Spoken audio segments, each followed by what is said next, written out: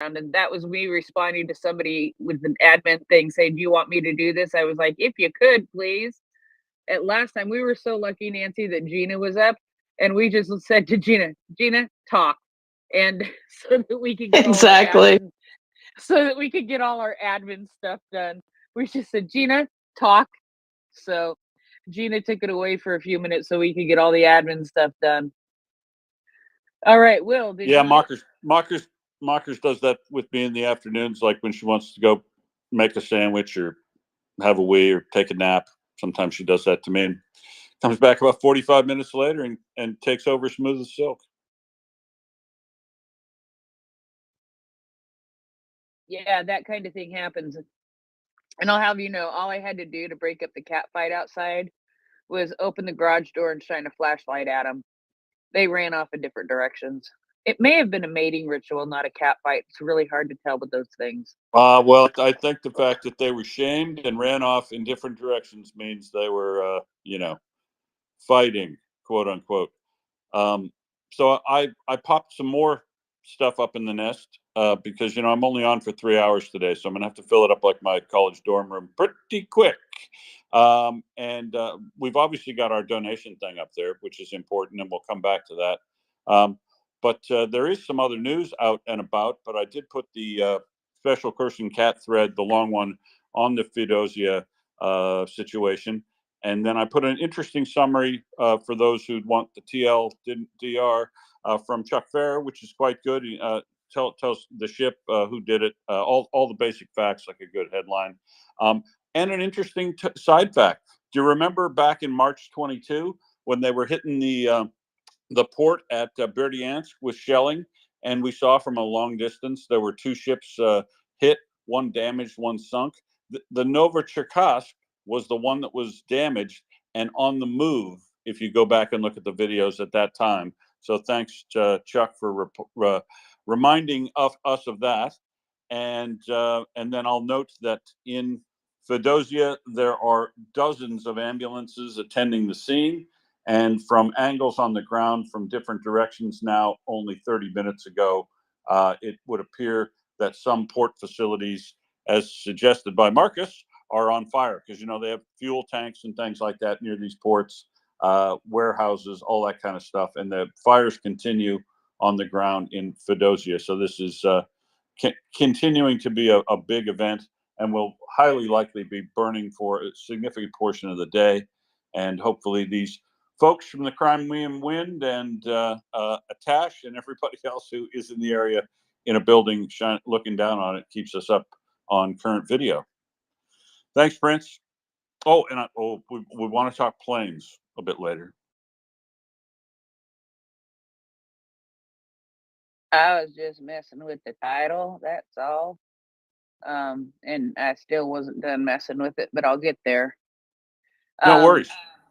But yeah, I know I want to talk planes too because there have been some very interesting hints that the F-16s may be in Ukraine. Now I don't know. You know what though? They may have put Budanov in charge of this operation, and he is really sneaky. He likes to tease people. And well, okay, all of Ukrainian general staff and all of them like to tease the Russians for sure, man. They will mess with them, and I think that might be a little bit of what's going on. But so what do you think could have made this explosion in Fedosia? Okay, so what they hit that ship with in order to cause that sort of damage and explode and cause a secondary explosion up on the roll-on roll-off deck. But USV drone, one of those the Sea Babies or the really fast one that they've just come out with might be possible. Hit that right at the waterline. The explosion, it's a very big explosive charge. Could be easily big enough to cause a large initial and then large secondary explosion like that. So maybe that.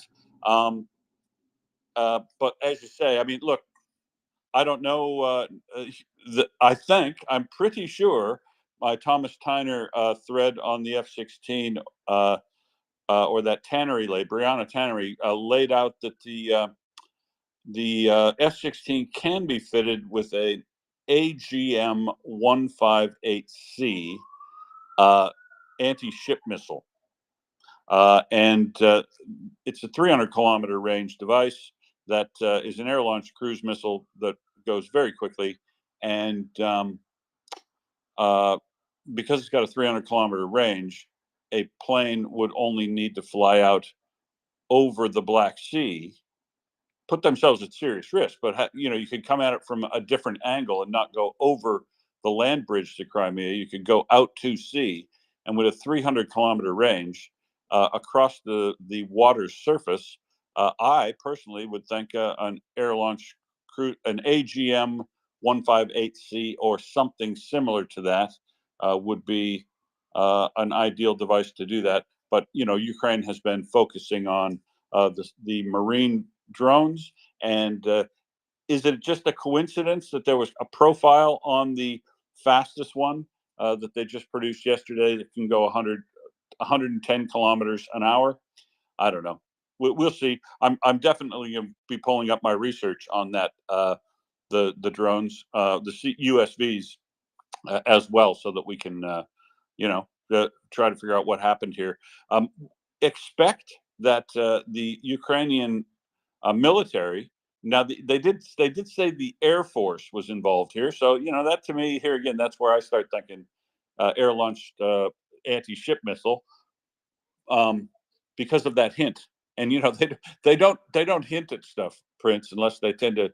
So I think they're stirring the waters there, and we may find out exactly what hit this ship when it suits Ukraine to say so, and we'll wait till Russia freaks out about it. We'll find out what Russia says, and then Ukraine will often respond to that rather than going out and saying something initially, because you let the events speak for themselves for a period of time. Yeah, you do. And these guys will all come out in the long run. Maybe months from now, maybe weeks from now, maybe days from now, maybe hours from now. But it always does come out, doesn't it? How long did it take for us to find out that that it was that truck that that got the Crimean Bridge the first time? It was about a year, wasn't it? Well, not quite a year, but it was quite a while. And you know why they didn't say at that time?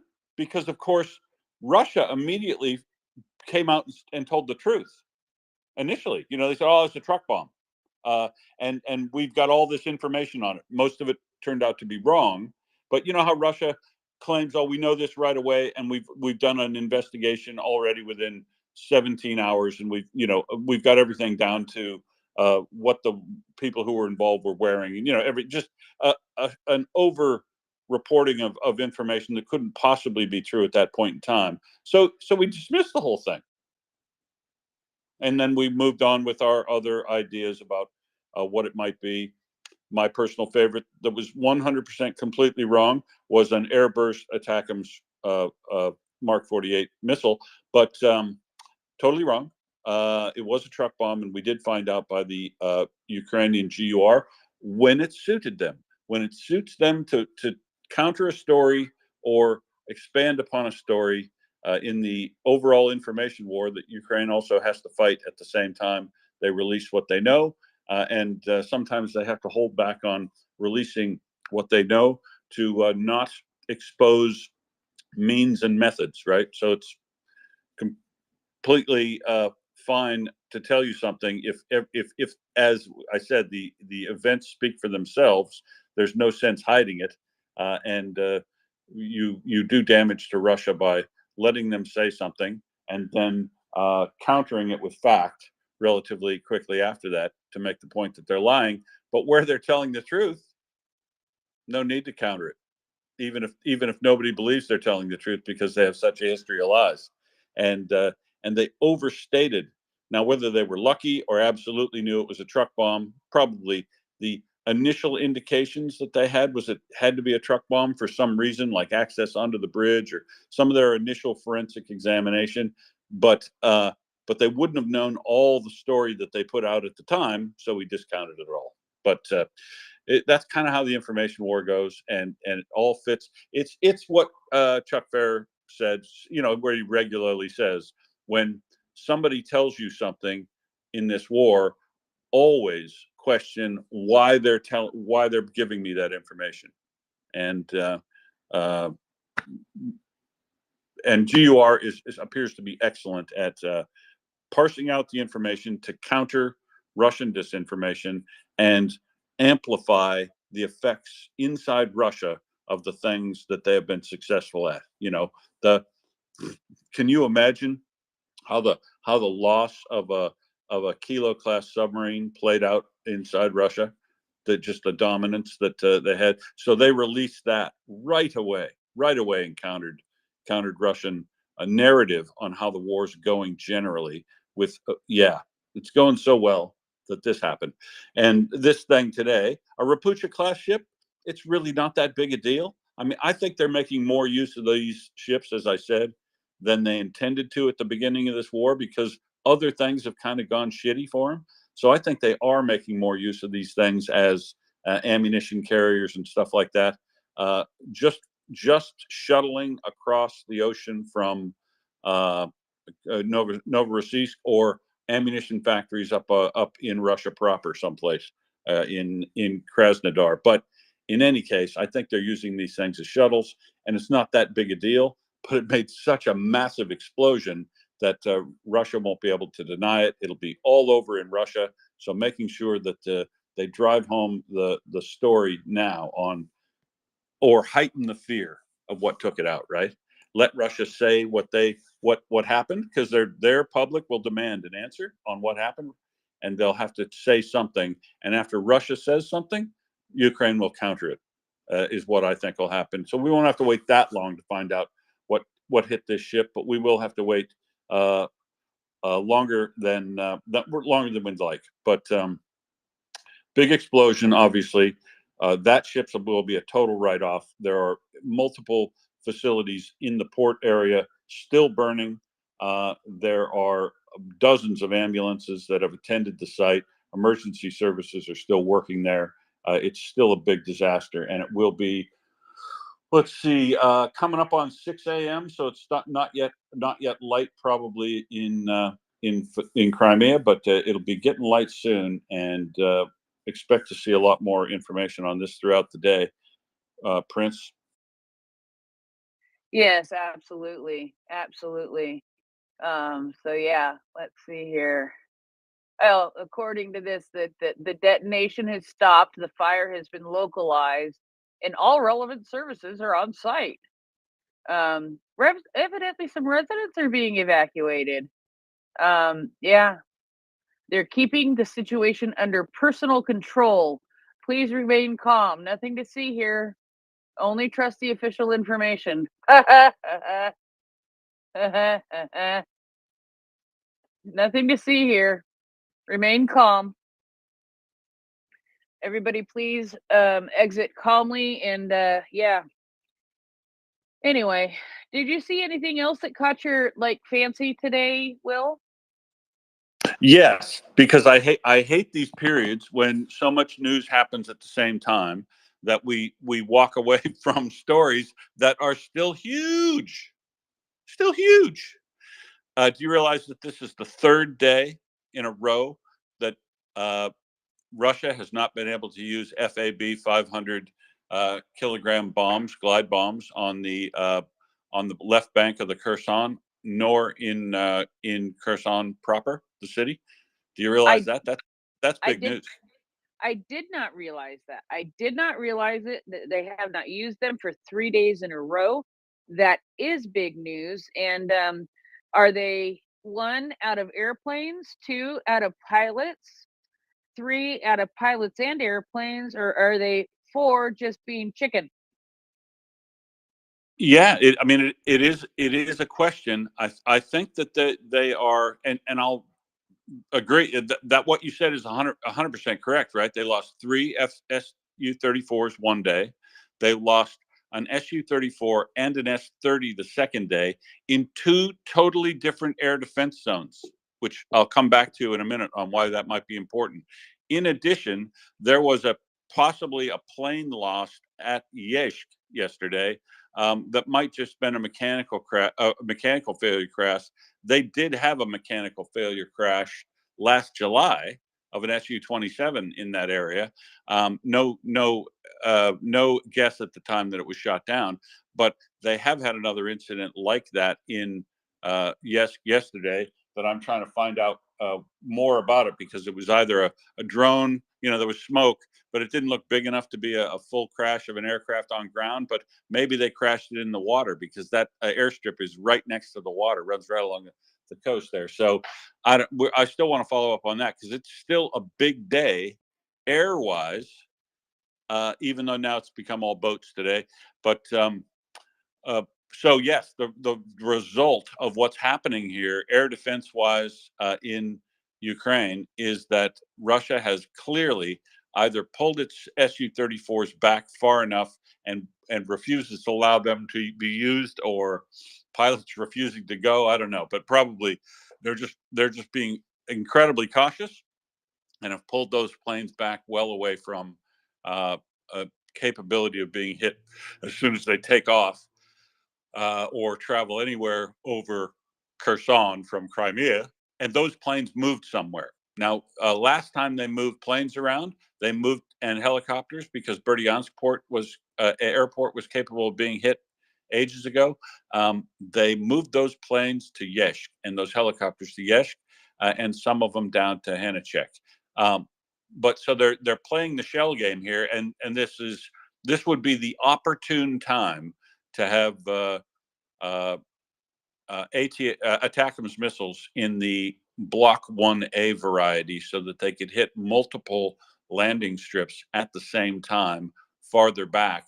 And regardless of where Russia is playing their shell game with planes, then you'd be able to hit a whole bunch, and we might start to see things turn. I guess there was one speculation that I heard yesterday, which is the one thing I'm going to follow up on, is that somebody said, well, it is a jet, and they somehow stated that they knew that it was an F-35. If F-35s and Su-27s start falling out of the sky, I'm going to be probably shifting over to possibility of believing that F-16s are in theater, and doing that. But for now, I'm still saying it's surface-to-air missile defense systems, Patriot and the like, NASAM, IRIS-T, all those.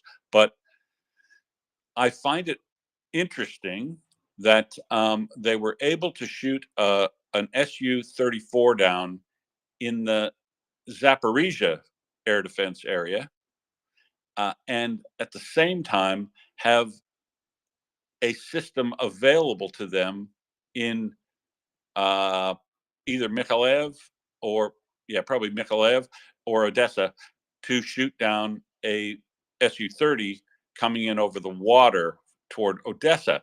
So, wow, it's what we would have hoped to see from the very beginning of the war, if they had saturated Ukraine with air defense the way they needed, and if America could still do it. They could still send them 4 more Patriot systems relatively easy, and this sort of thing would mean that no matter what direction aircraft came from Russia, they would be capable of being shot down, because it's still big news that an Su-30 carrying an anti-radiation missile that's meant to be able to knock out things like Patriot systems was fired a missile, and it got killed, and the plane that carried it also got killed, probably by the battery, a Patriot battery that it was meant to kill, which is a big deal.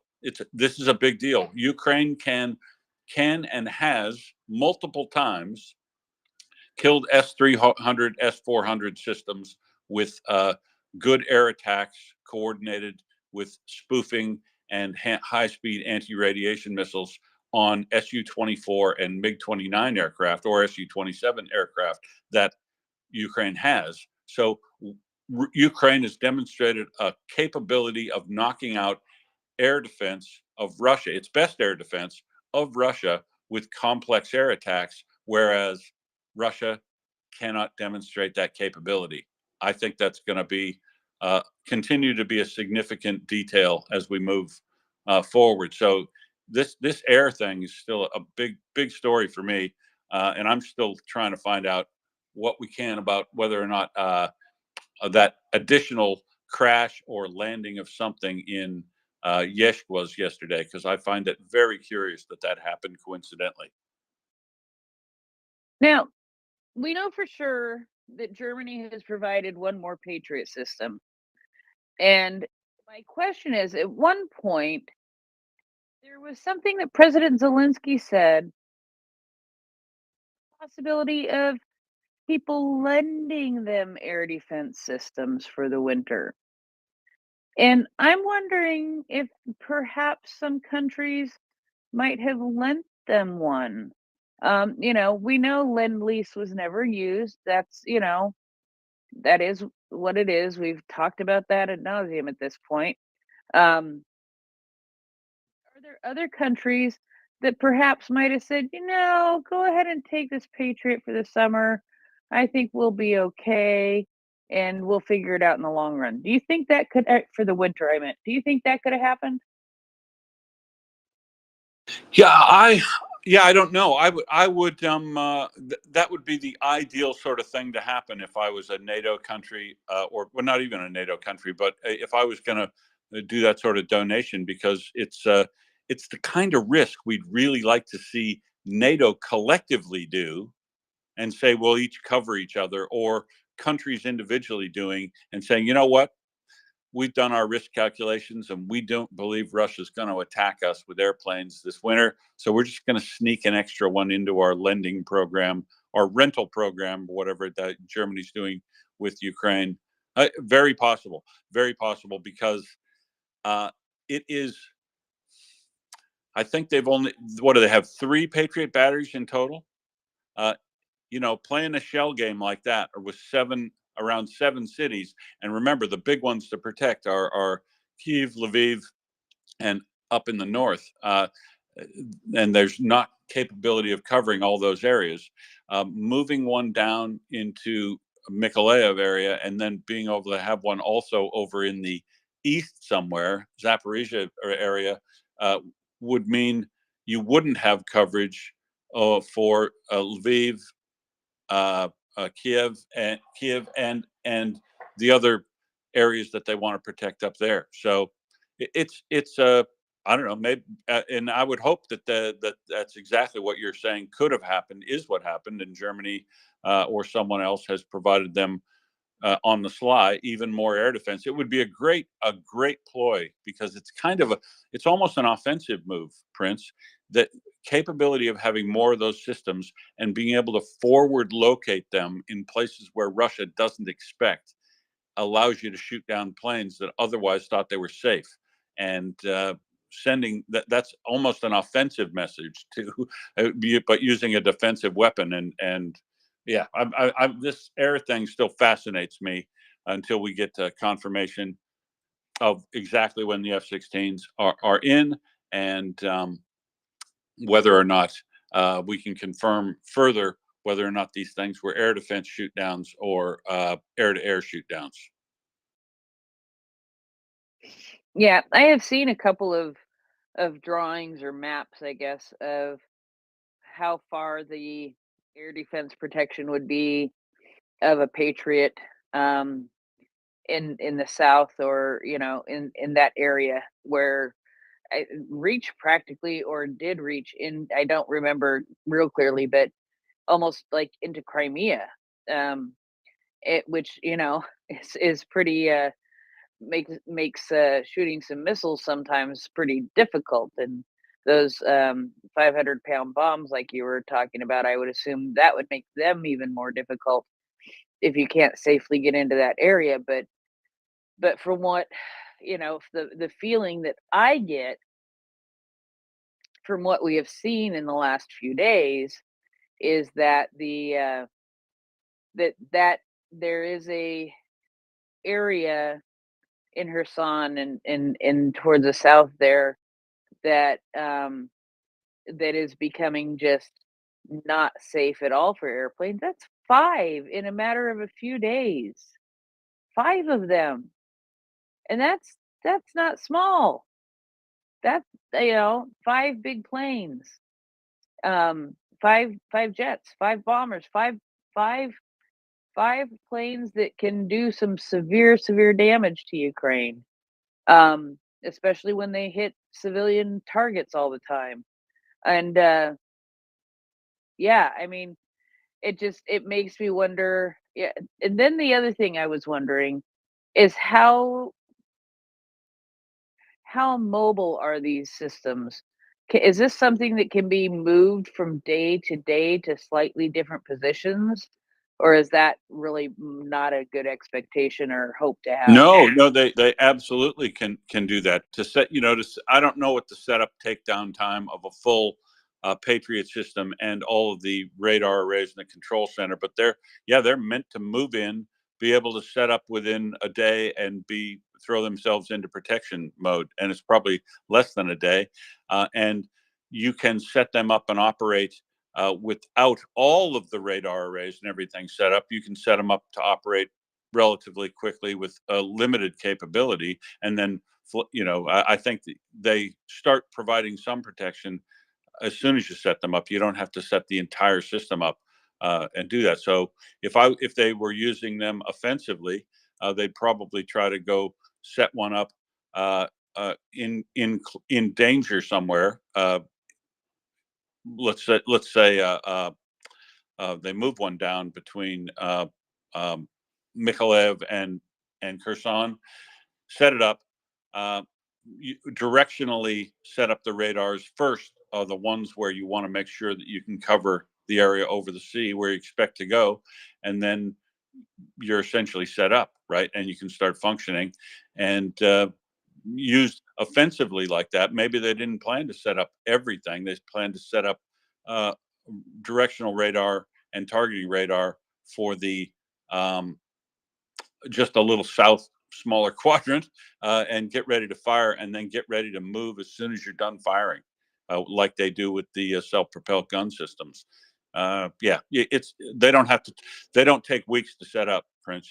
They're meant to move in, set up, and get operating within 24 hours, I would guess. So not as fast as far as the shoot and scoot as the HIMARS, but they can be rather quick. And that also then makes me think, maybe there are situations where a full Patriot battery isn't needed, just part of one to be able to go down and do some of this stuff. Yeah, I'm just spitballing ideas here. I really don't Well, know. and it wouldn't even absolutely have to be a Patriot, right? If the S-300 system is meant to shoot down uh, airplanes and has radar that is an array that can set out with it, and it also has targeting radar on the vehicle itself, and those things are meant to be the analog to the or just behind the capability of the Patriot, right? The S-300 is supposed to be not quite as good, but when they came out with the S-400, Russia said it was so much better than the Patriot. It's old technology, so it would be supposedly comparable to the Patriot. And Ukraine has S-300 systems, not that many of them. Russia has an absolute ton, but it could have also been a very well placed SAM-T, a very well placed and hidden S-300, or a very well placed and set up Patriot could have done uh, these kills. And but yeah, it, they can move and set up and be ready to shoot within a reasonable period of time. But yeah, they don't shoot and scoot like a self-propelled gun system like a Caesar or something does. A lot more complicated than that. A lot of cables to lay out, a lot of control things to set out, lots of radar dishes and that sort of thing. Well, but so then it could actually have been maybe a combination of things. In one area, they might have, because of a Patriot battery that arrived, that I'm spitballing ideas here, because of a Patriot battery that arrived that they were able to set up in the Odessa area that freed up like an S-300 or a SAMP-T that they were able to move over to another area that they could actually get closer and and maybe make it a little bit more effective. So it could be any combination of those kinds of things to have made their coverage of the airspace in the areas where those planes were taken down more effective, and as a result we're seeing these kinds of things happen, right? Well, yeah, I mean that's the guess, right? That they're getting enough air defense systems in that they're able to place them tactically so that they can start making inroads into reducing the amount of airplanes that they're facing. And yes, any combination. If you got some system, you'd then be able to shift your other systems around and provide for coverage, which is why it's interesting. This one being shot down near Mariupol and one being shot down south of Odessa that couldn't be shot down by the same system, it makes you wonder what and how they're moving stuff around. But it appears to be tactically very smart, and you cannot deny that the work the day before of the Patriot and setting up those entire flight of Su-34s to get shot down rather than they made sure that they were close together at the same time so that they could shoot all three down and not let any get away of that entire flight. So it was a well planned operation, and then followed up the next day by more that we're not talking about. So, and as we've been talking, I've been looking at the Yesh situation more, and I'm looking at the video and the speculation. I don't think this was probably a jet fighter that crashed over there yesterday. I also found out that they've started launching a lot of the Shahed drones from the Yesh area, and this looks a bit more like the crashes of these Shaheds that have missed their targets or whatever in near Odessa, and this crash and the explosion and the smoke that you can see here looks like maybe it was a misfired Shahed and that dropped on themselves, or an attempted drone attack on the area where they fire the Shaheeds from. But it doesn't look major. So I'm guessing this is probably not another jet crash or a jet shoot down here, just because there's no additional information, and the explosion was not huge. It was the size of something like a Shahed maybe, and there was no further carry-on damage or reports about it. So it was probably something relatively minor. But still, we've still got this thing. Su-34s are no longer capable of using FAB glide bombs to support close air support of the front line troops. And boy, has that got to be good news for those guys. They're still going to be facing a lot of MLRS and regular artillery fire, but that obviously didn't prove effective, or it subjects the firer, in artillery's case, to counter battery fire, which is better. So they've been using FABs as a standoff weapon, and they no longer have that standoff weapon. And as a result, they've resulted in doing more of these relatively unsupported infantry attacks in Krinky. And as language learners said, those are being dealt with. And so I think this air story will continue to be a big story, but we can move on to anything else as we wait for mockers to wake up, and then talk about this massive big boom again all over for another hour, I think. Maybe more, who knows. And yeah, if anybody has a subject that you want to bring up and talk about, please come up and raise your hand. Hey, Primus, and please come up and raise your hand, and we can discuss anything or questions or talk about any subject you want. And I'm going to pop out and put Ben Goldhagen's movie to the zero line back in the nest too, because I want to pump the tires on that piece of work again today at some point. Hello, Primus. How are you, sir? I haven't seen you in so long. Hey, well, hey, Prince. Yeah, I've been kind of just enjoying getting to bed early, but it's Christmas, so I figured call in and say hello to everyone. Also grilling up some dinner here. With the shoot down, especially over that Su-30 over the sea and the Su-34s that are falling out of the skies like it's like the Ukrainians are playing duck hunt. Um, One, I'm glad to see that. You're talking about the mobility of the Patriot and so on. I mean, you don't need to move the whole battery on there. So the launcher, and they might have just had like one or two launchers.